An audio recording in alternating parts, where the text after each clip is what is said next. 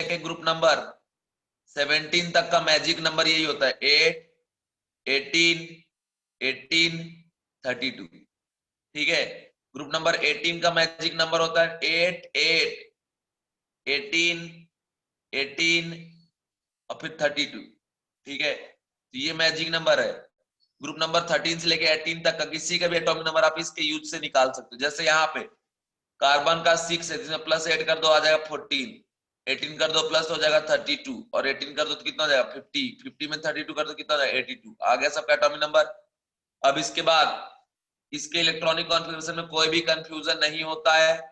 इसका general electronic configuration कैसा है बच्चों? Inert gas, inert gas NH2 और NP2। ओके, कॉन्फ़िगरेशन आप चाहे तो किसी का भी लिख सकते हैं। This is valence electronic configuration. और ये पी ब्लॉक का एलिमेंट है, बिकॉज लास्ट इलेक्ट्रॉन कहां पे जा रहा है? पी सबसेल में जा रहा है, इसलिए पी ब्लॉक में ग्रुप नंबर ये कौन सा हो गया बच्चों? 14 हो गया, क्योंकि पी ब्लॉक में ग्रुप नंबर निकालने मेथड है 12 plus electron present in P subshell. P में 2 है तो 12 प्लस 2 करके कितना हो जाएगा 14। पीरियड नंबर निकालने का मेथड होता है कि इलेक्ट्रॉनिक कॉन्फ़िगरेशन लिखिए, इसमें मैक्सिमम वैल्यू ऑफ n जो होगा वही पीरियड नंबर। ये पीरियड किसका है? 2 का, ये 3 का, ये 4 का, ये 5 का, ये 6 का। ठीक है बच्चों, ये चीज आप निकाल लिए, ये चीज आप ध्यान रखना। ठीक है, आप चाहे तो इनमें से किसी का भी कॉन्फ़िगरेशन लिख सकते हैं। कैसे? By using SSP, SPS, DPS, DPS, FDPS, FDP। ठीक है, ऐसे जब आप लिख देंगे, इसके बाद बच्चों क्या होगा ना कि इसके बाद जो है वो होगा जलवा। जैसे जैसे कार्बन है यार, कार्बन है, कार्बन का एटॉमिक नंबर 6 है, तो Z इक्वल टू 6, तो इलेक्ट्रॉन इक्वल टू भी क्या हो गया 6। हमेशा याद रखना बच्चों कि अगर कोई ये न्यूट्रल एटम है, ये Z और ये मास नंबर है, ठीक है, तो electron is equal to Z, proton is equal to Z and neutron is equal to A minus Z।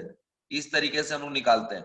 ठीक है, अगर मान लो कैटायन है, cation x to the power plus n charge, तो याद रखना कि जब भी एटम से आयन बनता है, या तो लॉस होगा इलेक्ट्रॉन का या गेन होगा इलेक्ट्रॉन का। मतलब आने जाने वाला काम कौन करता है? इलेक्ट्रॉन। रिलेशन मेंटेन वाला काम कौन करता है? इलेक्ट्रॉन। प्रोटॉन और न्यूट्रॉन कहीं भी आएगा जाएगा नहीं।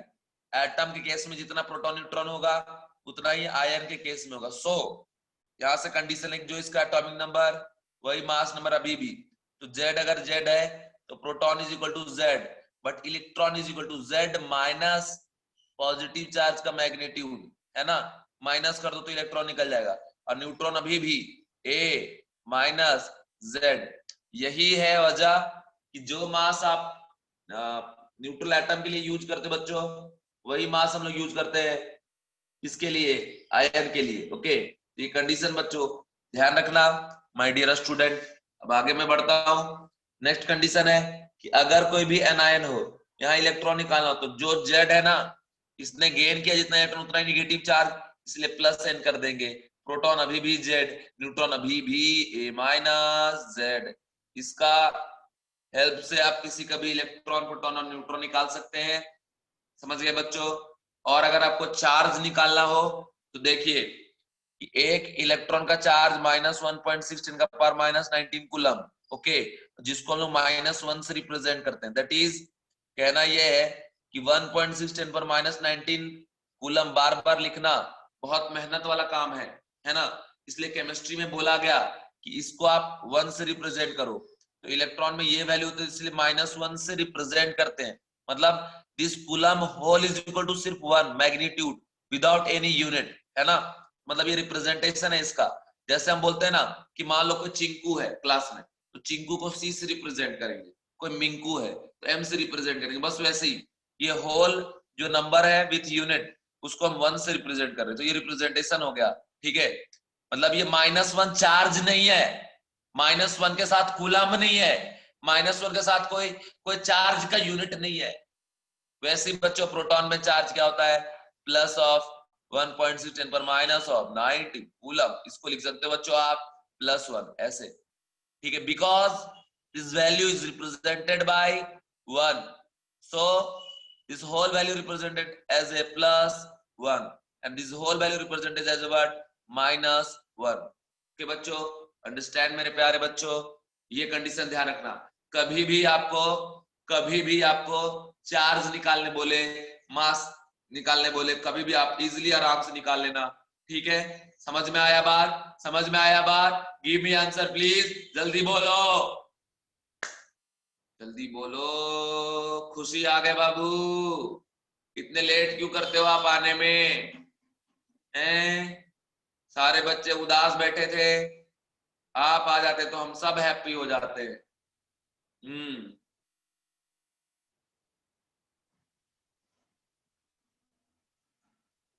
आप कभी आई हूं, आप तो थे नहीं तब, मैं देखा तब। चलो ठीक है, ये हो गया। अब अगर मान लो आपको बोला कि भाई कभी चार्ज निकालना है, जैसे बोला 1 मोल Na+ बताओ कितना चार्ज है, जो कि आप इलेक्ट्रोकेमिस्ट्री में भी कैलकुलेट करते हैं। सुनो मेरे बच्चों, मोल क्या है? Just like a counting number. तो याद रखना, याद रखना, क्या याद रखोगे? This is just like a counting number, ठीक है। काउंटिंग नंबर एक यूनिट है ये। जैसे हमें बोलते हैं ना कि दर्जन इज इक्वल टू 12, तो आप 12 नंबर बोलो या दर्जन बोलो, बात बराबर। ओके, उसी तरीके से मोल एक काउंटिंग नंबर है जिसका वैल्यू होता है mole is equal to 6.023 into 10 to the power 23। ये बात याद रखना। और एवोगैड्रो साहब ने दिया एक नंबर, इसलिए नंबर को n से और एवोगैड्रो को बदले a, इसलिए इसको बोलते हैं Na, मतलब n फॉर नंबर और a फॉर एवोगैड्रो। तो ये आ गया एवोगैड्रो नंबर। तो कंडीशन ये है कि जहां कहीं भी मोल होगा उसको नंबर में आप रिप्लेस कर सकते हैं इस वैल्यू का यूज करके। जैसे बोला 1 mole express in terms of number, तो 1 का 1 रहने दो, मोल का वैल्यू पुट कर दो यहाँ पे। क्या पुट कर दोगे? 6.023 10/23। अगर बोला 2 मोल, क्या कर देंगे? अरे 2 मोल मत रटो, सीधा रटो मोल का वैल्यू। मोल का वैल्यू क्या होता है? 6.023 10/23 रख दो। 2 इंटू 2 तो 2 रहने दो, मोल का वैल्यू 6.023 इंटू 10 का पावर 23। कैसे? आप बोलते हैं कि 1 दर्जन इक्वल टू 12, 2 दर्जन इक्वल टू 2 इंटू 12, 3 दर्जन इक्वल टू 3 इंटू 12, है ना बच्चों? अब 4 दर्जन इक्वल टू 4 इंटू 12। अब सुनो, दर्जन का यूज हम लोग कहां कहां करते हैं? जो भी काउंटेबल चीजें हैं, 1 दर्जन पेन वैलिड है, 1 दर्जन चेयर वैलिड है, 1 दर्जन कॉपी वैलिड है ना? हर वो चीज जो हाँ काउंटिंग पॉसिबल है उसको हम उसमें हम दर्जन अप्लाई कर सकते हैं। समझ गए? अब आप बोलोगे दुकान में जाके, भैया हम ना आज ऐड देख कर आए हैं, टाटा सॉल्ट दाने दाने अलग, 1 दर्जन टाटा सॉल्ट का दाना देना जरा। भैया देगा क्या? भैया गुस्सा हो जाएगा। उतना टाइम तो नहीं ना, इरिटेटिंग काम है यार, चावल और आपको राइस या फिर सॉल्ट काउंट करके नहीं दे सकता ऐसे दाने दाने। तो वहां पे हम लोग दर्जन अप्लाई नहीं करते, दर्जन उसके पैकेट पे अप्लाई करते हैं। 1 kg का पैकेट है, 1 दर्जन पैकेट चाहिए तो वहां लगता है। तो वैसे ही ये बात भी ध्यान रखना कि 2 मोल इक्वल टू दिस, और ये मोल एक यूनिट है जहां पे हम लोग जिसका यूज हम लोग करते हैं केमिस्ट्री के सब्सटेंस को रिप्रेजेंट करने के लिए। तो याद रखना, जैसे दर्जन बहुत जगह यूज हो सकता है, वैसे ये मोल भी बहुत जगह यूज हो सकता है, क्योंकि ये एक यूनिट है, एक नंबर है, just like a counting number. और सब्सटेंस में कौन कौन हो गया? Electron, proton, neutron, atom, ion, molecule, ठीक है। समझे बच्चों? समझे बच्चों? अरे समझे बच्चों? Give me answer please, give me answer please बच्चों, आंसर दो जल्दी, आंसर दो, ठीक है। इलेक्ट्रॉन पे डायरेक्ट लगाओगे, इलेक्ट्रॉन पे लगेगा। प्रोटॉन पे डायरेक्ट लगाओगे, प्रोटॉन पे लगेगा। न्यूट्रॉन पे डायरेक्ट लगाओगे, न्यूट्रॉन पे लगेगा। जब एटम पे लगाओगे, एटम पे लगेगा। जब आयन पे लगाओगे, आयन पे लगेगा। जब मॉलिक्यूल पे लगाओगे, मॉलिक्यूल पे लगेगा। हाँ, अलग बात है कि एटम में इलेक्ट्रॉन प्रोटॉन न्यूट्रॉन सारे हैं, आयन में इलेक्ट्रॉन प्रोटॉन न्यूट्रॉन है, मॉलिक्यूल में एटम भी है, इलेक्ट्रॉन प्रोटॉन न्यूट्रॉन सारे हैं। लेकिन जैसे अगर मैं पेन परचेज करने गया तो 1 दर्जन पेन, तो ऐसा सा पेन हमको 1 दर्जन मिलेगा, लेकिन इसके अंदर मेरे पास रिफिल भी तो है। हम बोले 1 दर्जन रिफिल, तो हमको ये रिफिल ना मिलेगा। तो वही चीज है, इस रिफिल पे भी दर्जन पॉसिबल है, इस पेन पे भी दर्जन पॉसिबल है। तो वही बात है कि एटम हो गया पेन और रिफिल की तरह हो गया कौन, इलेक्ट्रॉन प्रोटॉन और न्यूट्रॉन। अब जैसे बच्चों कभी भी आपको बोले इस तरीके से तो कैलकुलेट करना, मैं इस पे नहीं जाना चाहूंगा यार, कहाँ मैं घुस गया इधर, सॉरी यार, बता दिया तुम लोग को। चलो ठीक है, अभी मैं लौट के आता हूँ यार इधर अपने घर पे, क्वेश्चन जो दिए थे वो करवा देते हैं पहले। वन मोल जो है Na+ में चार्ज बताओ। तो देखिए इस पे कितना पॉजिटिव चार्ज है, 1 पॉजिटिव चार्ज। 1 पॉजिटिव का मतलब क्या, एक प्रोटॉन का चार्ज, और एक प्रोटॉन का चार्ज कितना 1.6 इंटू 10⁻⁻19 कूलम। ठीक है, और इसका नंबर कितना दिया है 1 मोल, नंबर वाइज कितना है 1 मोल है, तो 1 इंटू मोल का वैल्यू पुट कर दो 6.023 10⁻23। मोल का वैल्यू रट जाओ, mole is equal to what 6.023 10⁻23। याद कर ले भाई, जैसे दर्जन इक्वल टू 12 याद कर लिया है ना, वैसे याद कर ले बिल्कुल कि मोल का वैल्यू है ये, मोल का वैल्यू। ठीक है, जब भी मोल को नंबर में एक्सप्रेस करना है इस मोल का वैल्यू पुट कर देंगे। ठीक, समझ में आया। अब देखो नंबर वाइज इतना है और एक पे प्रेजेंट है इतना चार्ज, तो क्या कर देंगे मल्टीप्लाई कर दें इसमें, मल्टीप्लाई और जब इससे होता है वैल्यू तो आता है 96500 कूलम, जिसको हम लोग लिखते हैं 1 पर डे। ओके, इस तरीके से चलेगा अपना रिवीजन। ठीक है, जैसे ये मोल का रिवीजन हो गया, इसी तरीके से पूरे टॉपिकों का रिवीजन कराऊंगा बिना लिखवाए। चलिए अभी मैं लौट कर आता हूं। मैं बच्चों यहां जो पढ़ा रहा था इनका तो आप निकाल लिए क्या, atomic number, and by using SSP आप इनका कॉन्फ़िगरेशन लिख सकते हैं। और कल इससे रिलेटेड मैंने बहुत सारी बातें आपको बताया था, सिग्मा बॉन्ड, पाई बॉन्ड, जो भी चीजें सब बता दिया था। ठीक है, पैरामैग्नेटिक है, डायमैग्नेटिक है, तो जब कॉन्फ़िगरेशन मान लो कार्बन का आप लिखे तो 1s2 2s2 और 2p क्या हो गया 2, इसमें तो पेयर्ड है, इसमें पेयर्ड है, और p में 2 इलेक्ट्रॉन क्या है अनपेयर्ड, तो कैसा हो गया बच्चों पैरामैग्नेटिक हो गया, है ना। जब भी अनपेयर्ड इलेक्ट्रॉन को कंटेन करे तो उसको हम लोग क्या बोलते हैं पैरामैग्नेटिक। और एक बात मैं बता दूं आपको कि ये जो आप देख रहे हो ना कि रेडियो एक्टिव है, तो रेडियो एक्टिव का अपना एक हाफ लाइफ भी होता है। ठीक है, तो याद रखना कि ये जो कार्बन 14 है इसका जो हाफ लाइफ है, हाफ लाइफ टी हाफ ये होता है बच्चों किसके बराबर होता है 5770।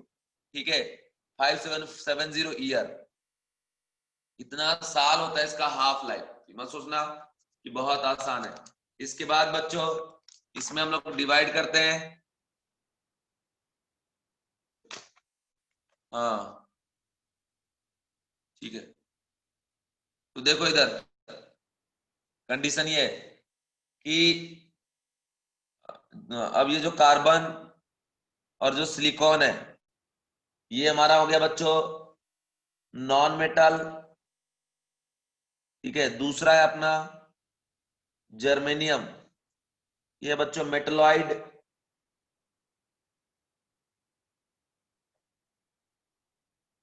तीसरा बच्चों सॉरी टीन और लेड, ये है बच्चों मेटल। ठीक है, ये कंडीशन याद रखना। जनरल इलेक्ट्रॉनिक कॉन्फ़िगरेशन अब तो आपको मैंने बता ही दिया। इसके बाद बच्चों आगे कंडीशन क्या है, आगे कंडीशन है हमारा ऑक्सीडेशन नंबर, ऑक्सीडेशन। देखो सिलिकॉन के बारे में बहुत सारे बुक में मेटलाइट भी लिखा रहता है, बहुत सारे बुक में नॉन मेटल भी लिखा रहता है। ठीक है ना, तो आप इसको मेटलाइट की तरह भी ट्रीट कर सकते हो, नॉन मेटल की तरह भी, आप देख लेना अपने हिसाब से वहां पे, बट हम पढ़ाते हो नॉन मेटल ही लिख देते हैं। ठीक है, समझ गए क्या, ये कंडीशन आप ध्यान रखना। इसमें बहुत सारे में ये मेटोलाइट लिखा रहता है, बहुत सारे में नॉन मेटल लिखा रहता है, इस वजह से। ठीक है, चलिए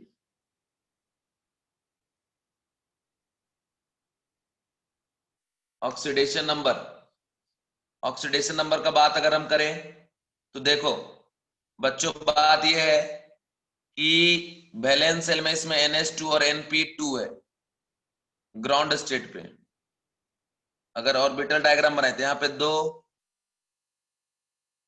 यहाँ पे 2, और जब ये एक्साइटेड स्टेट पे जाएगा, एस में एक, अब पी में 3 इलेक्ट्रॉन, ठीक है, जम करके, तो टोटल 4 हो गया। इसको बोलते हैं फर्स्ट एक्साइटेड स्टेट। सुनो मेरे बच्चों, अगर ये बॉन्ड बनाने में पार्टिसिपेट करता है ग्राउंड स्टेट में, तो दोनों इलेक्ट्रॉन अगर पार्टिसिपेट करेगा, ठीक है, देन उस केस में इसी की वजह से ऑक्सीडेशन नंबर जनरेट होगा, और इसकी वजह से ऑक्सीडेशन नंबर जनरेट होगा +2। और अगर चारों को चारों बॉन्ड बनाने में पार्टिसिपेट कर रहा है, तो फिर जनरेट होगा कितना, +4। ओके, तो कंडीशन याद रखना कि इसका जो मोस्ट कॉमन है, मोस्ट कॉमन ऑक्सीडेशन नंबर है, वो कितना है बच्चों, +2 और +4। ठीक है, याद रखना, जैसे CO और CO2 है, ठीक है, या फिर मान लो SiO2, ठीक है, तो यहां देखिए, या PbO या PbO2, तो जनरली ये +2 और +4 पे ही रहता है, कभी +3 शो नहीं करने वाला। तो देखिए ऑक्सीडेशन नंबर अगर इसका निकालते हैं, x - 2 = 0, तो x इक्वल टू कितना आ जाएगा, +2, यहाँ पे कितना आ जाएगा, +4, यहाँ भी +4, यहाँ भी कितना आ जाएगा, +2, यहाँ कितना आ जाएगा बच्चों, +4। यही चीज है, यही चीज है। इधर देखो, अगर आप लेते हैं SNO और SNO2, ठीक है, तो ये हो गया आपका कंडीशन क्या, +2 वाला, ये हो गया क्या आपका +4 वाला। तो जनरली ये दो ऑक्सीडेशन स्टेट शो करता है, मोस्ट कॉमन +2 शो करता है एंड +4 शो करता है। फिर से वही बात बच्चों कि जैसे आपको मैंने लिखवाया था, ये हायर ऑक्सीडेशन स्टेट का स्टेबिलिटी टॉप टू बॉटम जाने पे क्या होता है, कम होता है। बस वैसे यहाँ पे कंडीशन है, क्या कंडीशन है मेरे प्यारे बच्चों, कंडीशन ये है कि स्टेबिलिटी का अगर बात करेंगे, स्टेबिलिटी तो +4 वाले का स्टेबिलिटी टॉप टू बॉटम जाने पे डिक्रीज होगा, है ना, due to IP effect, inert pair effect. याद रखना, क्योंकि इनर्ट पेयर काम करता है कहां कहां, इनर्ट पेयर इफेक्ट काम करता है बच्चों ग्रुप नंबर 13 पे, ग्रुप नंबर 14 पे एंड ग्रुप नंबर 15 पे। इन तीनों पे इनर्ट पेयर इफेक्ट काम करता है, याद रखना।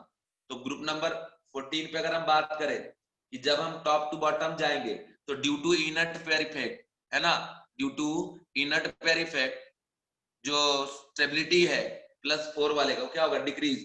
मतलब कार्बन +4, सिलिकॉन +4, ठीक है, जर्मेनियम +4, टीन +4 और लेड का +4। इनमें से सबसे ज्यादा स्टेबल कौन होगा, carbon, silicon, germanium, tin, lead. इस तरीके से स्टेबिलिटी का ऑर्डर आएगा। ये इसका बस एक ही रीजन है बच्चों, due to inert pair effect. ये कंडीशन आप याद रखना मेरे प्यारे बच्चों। रीजन क्या है वो मैंने आपको बता दिया था। क्या रीजन था बच्चों, कि जैसे ये जो NH2 और NP2 है ना, जैसे हम टॉप टू बॉटम जाते हैं, तो due to lanthanide contraction and due to transition contraction, है ना, ये जो S2 इलेक्ट्रॉन है वो टाइटली पुल्ड टुवर्ड्स क्या आपका न्यूक्लियस, और उसकी वजह से क्या हो जाता है कि ये पेयर ऑफ इलेक्ट्रॉन इनर्ट हो जाता है एंड फाइनली सिर्फ पार्टिसिपेट कौन करेगा, P वाला करेगा। और P में 2 इलेक्ट्रॉन है, तो ये 2 इलेक्ट्रॉन की वजह से ऑक्सीडेशन नंबर क्या शो करेगा बच्चों, +2। ग्रुप 13 में क्या था, +3 और +1, देखो डिफरेंस कितने का, 2 का। यहाँ +4 और +2 में डिफरेंस कितने का, 2 का, क्योंकि यहाँ भी S का जो 2 इलेक्ट्रॉन है पेयर वही इनर्ट होगा। अब इनर्ट पेयर इफेक्ट तो डिटेल में बता चुके हैं ना बच्चों, क्या होता है, उस पे वापस जाने की जरूरत है क्या। सारे बच्चे बोलो जल्दी से, खुशी, खुशी बोलो जल्दी, खुशी हैप्पी हो पढ़ के, अरे जल्दी बोलो, सारे बच्चे बोलो जल्दी यार।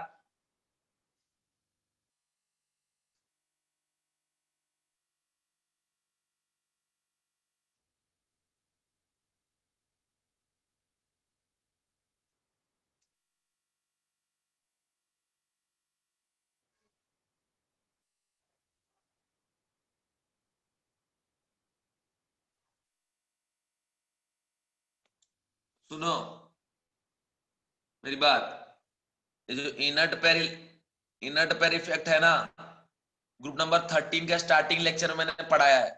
वो जो रिकॉर्डेड लेक्चर उसमें जाके जिनको नहीं दिक्कत हो मतलब वो देख लेना, और अगर तब भी ना समझ में आए तो फिर मुझे पूछ लेना, मैं बता दूंगा कल के लेक्चर, क्योंकि अगर अब मैं अभी इनट पेयर पे जाता हूँ तो पूरी लेक्चर उसी में बर्बाद हो जाएगी, है ना। तो इसीलिए मैं इनट पेयर नहीं जा रहा हूँ। इनट पेयर इफेक्ट ऑलरेडी पढ़ा चुके हैं, इनट पेयर इफेक्ट में क्या होता है नहीं होता है सारी बातें बता चुके हैं, ठीक है बच्चों। तो इसलिए इनट पेयर इफेक्ट में अभी नहीं पढ़ा रहा हूँ। अब बात यह है बच्चों कि +2 का स्टेबिलिटी, +2 का जो स्टेबिलिटी है, स्टेबिलिटी टॉप टू बॉटम जाके क्या होगा, इंक्रीज होगा due to inert pair effect. सीधा लिखेंगे ऐसे ही हम। बाकी जिनको कोई भी दिक्कत है, लेक्चर रिकॉर्डेड है उसमें देखो, और नहीं समझना तो पूछना फिर मुझे, ठीक है। ये हो गया बच्चों।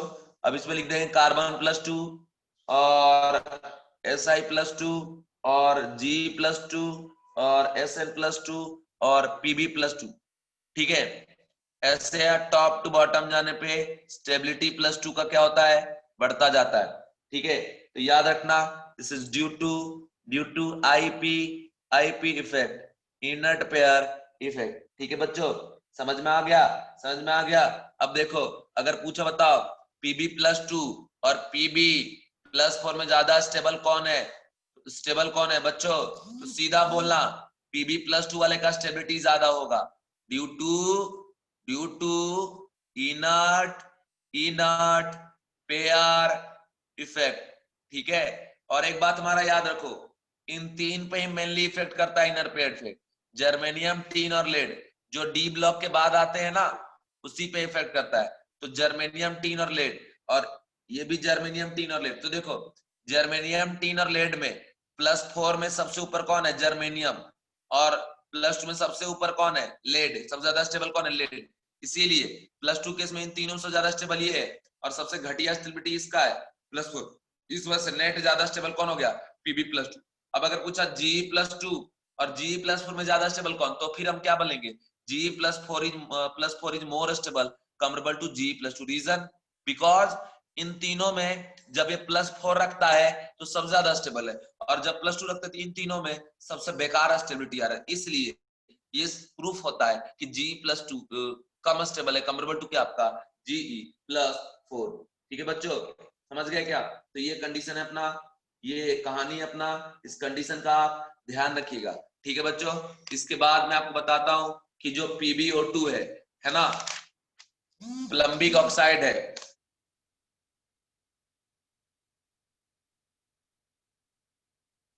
PbO2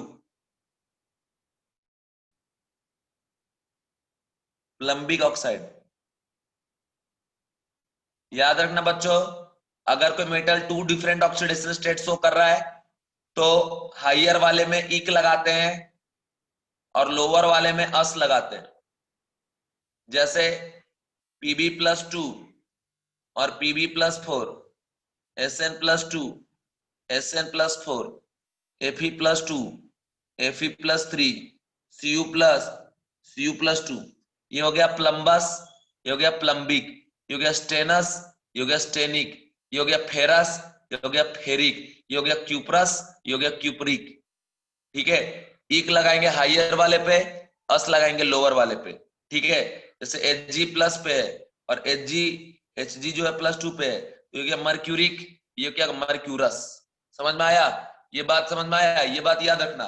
लोअर वाले पे यस लगाएंगे और हाइयर वाले पे इक लगाएंगे, ठीक है। समझ गए बच्चों। अब आगे बढ़ते हैं। देखो जो PbO2 है, इसका नाम क्या हो जाएगा, इसका नाम हो जाएगा बच्चों प्लम्बिक ऑक्साइड। बहुत बढ़िया, ये गुड होता है, गुड ऑक्सीडाइजिंग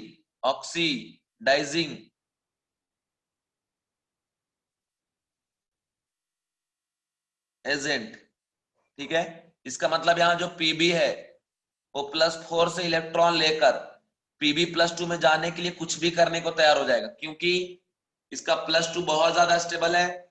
+2 वाले सेगमेंट में सबसे ज्यादा स्टेबिलिटी किसका है, लेड +2 का। इस वजह से ये +4 पे रहना नहीं चाहेगा, और बच्चों जाना चाहेगा, कहां जाना चाहेगा, +4 पे जाना चाहेगा। तो इस वजह से बच्चों ये कंडीशन है, इस कंडीशन में आप याद रखना, ठीक है।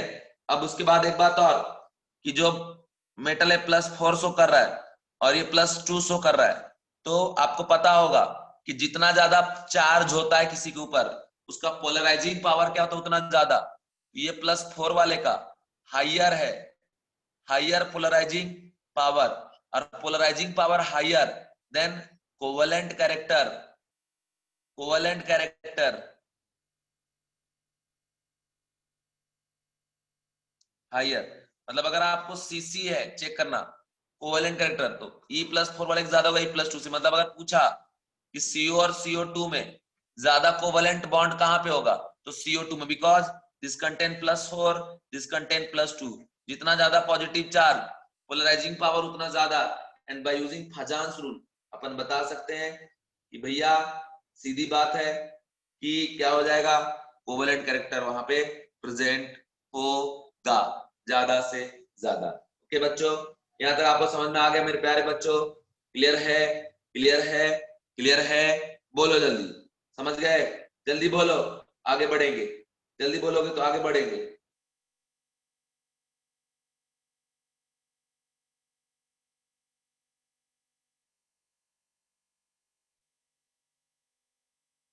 लिख लिए? खुशी, आप गुस्सा हो गए क्या मुझसे? कुछ बोल नहीं रहा बाबू। खुशी,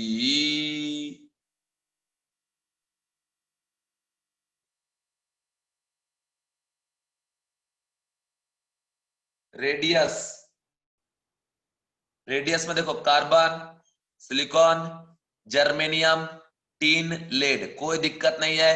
प्यार से टॉप टू बॉटम जब जाएंगे तो रेडियस इंक्रीजेज, ठीक है। कार्बन से बड़ा सिलिकॉन, से ज्यादा जर्मेनियम, से ज्यादा टीन, से ज्यादा लेड। बट बच्चों इसको हम लोग रफली इक्वल लेके चलते हैं due to LC, lanthanide contraction, ठीक है। अब ये लेंथेनाइड कॉन्ट्रैक्शन क्या है, ये जब आपको रिवीजन करवाएंगे पीरियोडिक टेबल उस टाइम बता दूंगा डिटेल में। वैसे इस ट्रेंड में हम ना लेड को ही ज्यादा लेंगे, बट ऐसे याद रखिएगा कि SN का रेडियस रफली इक्वल टू क्या होता है, लेड के बराबर, ठीक है। Due to lanthanide contraction without any confusion. Okay बच्चों, ओके बच्चों, समझ में आया बच्चों? जल्दी बोलो बच्चों, जल्दी बोलो।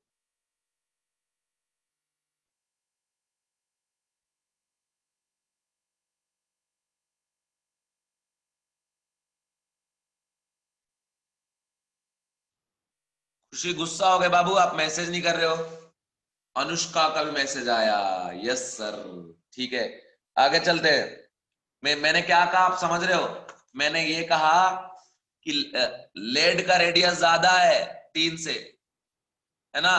बट ये दोनों रफली इक्वल होता है। यहाँ पे मैं ट्रेंड में ऐसे तो दिखा दिया हूं, लेकिन ये दोनों रफली इक्वल है। और ये ऐसा क्यों हो रहा है? क्योंकि सेल नंबर क्या हो रहा है, इंक्रीज हो रहा है टॉप टू बॉटम जाने पे, बस और कुछ नहीं। इसके बाद अगर हम बात करें किसका, आयोनाइजेशन एनर्जी का, अगर बात करूं मैं, आयोनाइजेशन एनर्जी क्या होता है, 1 मोल गैसेस एटम से इलेक्ट्रॉन रिमूव करने में जो भी एनर्जी प्रोवाइड करना पड़ेगा उसे क्या बोलेंगे, ionisation energy. Carbon, silicon, germanium, tin, lead, ठीक है बच्चों। अब मेरी बात सुनो, जो आयनेशन एनर्जी होता है, ionisation energy directly proportional to क्या होता है बच्चों, आयनेशन एनर्जी डायरेक्टली ऐसा बोलते हैं इनवर्सली प्रोपोर्शनल टू क्या आपका साइज, है ना। और directly proportional to stable electronic configuration. इन सभी का कॉन्फ़िगरेशन तो एक जैसा है ना। उससे तो डिसाइड नहीं होगा, साइज से डिसाइड होगा।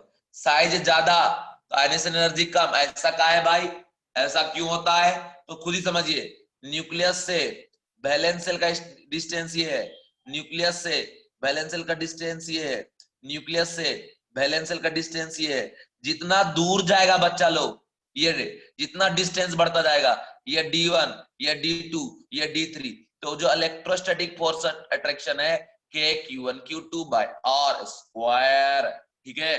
तो अब इसमें कंडीशन क्या हो जाएगा कि Q1 positive charge, Q2 negative charge, इनके बीच का डिस्टेंस, ठीक। तो अब होता क्या है बच्चों कि जैसे जैसे डिस्टेंस बढ़ता है ना, वैसे वैसे इनके बीच का फोर्स जो है वो कम होता जाता है। तो जितना टाइटली ये बाइंडेड होगा, इस फोर्स को ब्रेक करने में उतना ज्यादा एनर्जी देना पड़ेगा। तो जो जितना पास में रहेगा उसमें अट्रैक्शन फोर्स उतना ज्यादा होगा between nucleus and valence shell electron, क्योंकि हम लोग इलेक्ट्रॉन रिमूव करते हैं बच्चों फ्रॉम वैलेंस शेल। तो अब ये बात देखो, यहाँ पे बिना किसी दिक्कत का सबसे छोटा साइज का कौन है? कार्बन। तो आयनेशन एनर्जी सबसे ज्यादा किसका होगा? कार्बन का, फिर सिलिकॉन का, फिर जर्मेनियम का। लेकिन बच्चा लोग इनमें थोड़ा सा कंफ्यूजन है। प्रोफेसर क्या बात हमने बताया था कि टीन रफली इक्वल टू लेड, ठीक है, टीन रफली इक्वल टू लेड, एंड ये जो लेड है और टीन है ये दोनों इक्वल हो रहा है। काहे भैया? Because of LC, lanthanide contraction. Lanthanide contraction क्या होता है कि जब लेंथेनाइड इन्वॉल्व होता है पीरियोडिक टेबल में, लेंथेनाइड वाले एलिमेंट जो लेंथेनाइड सीरीज है, तो उसमें इलेक्ट्रॉन जाता है वैलेंस शेल में, एफ ऑर्बिटल, वैलेंस शेल में नहीं जाता, एफ ऑर्बिटल में जाता है, ठीक है, और न्यूक्लियस में जाता है प्रोटॉन। तो जब प्रोटॉन जाता है तो बढ़ जाता है प्रोटॉन, लेकिन प्रोटॉन को रोकने के लिए जो इलेक्ट्रॉन जा रहा है एफ में वो कैपेबल नहीं, तो सीधा पॉजिटिव चार्ज